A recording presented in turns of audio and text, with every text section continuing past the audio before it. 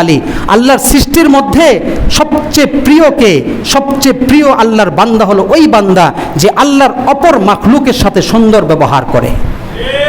মনে রাখবেন, কিয়ামতের দিন সবচেয়ে বেশি আমলে ওজনদার হবে যে আমল, সেটা হলো উত্তম ব্যবহার।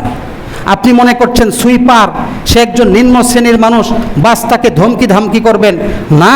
মনে রাখতে হবে আপনি নামাজ পড়লেও আল্লাহর কাছে নিকৃষ্ট, নামাজ পড়েও ওই ব্যক্তি নিকৃষ্ট হয়ে আল্লাহর অসন্তুষ্টি অর্জন করে, নামাজ পড়েও যে মানুষের সাথে ভালো ব্যবহার করে না।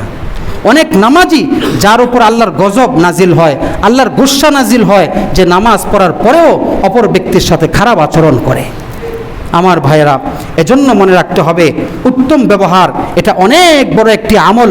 হাসরের ময়দানে অনেক বড় সওয়াব আল্লাহ পাক এর বিনিময়ে দান করবেন যে মানুষের সাথে উত্তম ব্যবহার করে, নিজের রাগকে কন্ট্রোল করে, নিজেকে নিয়ন্ত্রণ করে।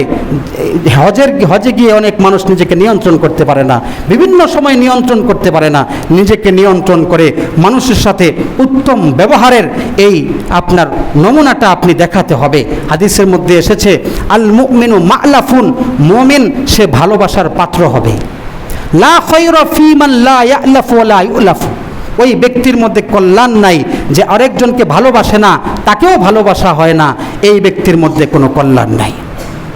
এজন্য হাদিসের মধ্যে এসেছে আকমালুল মুমিনিনা ঈমানান আহসানুহুম খুলুকা, ওই ব্যক্তির ঈমান সবচেয়ে পরিপূর্ণ যার আচরণ সবচেয়ে ভালো, যার আচরণ সবচেয়ে সুন্দর।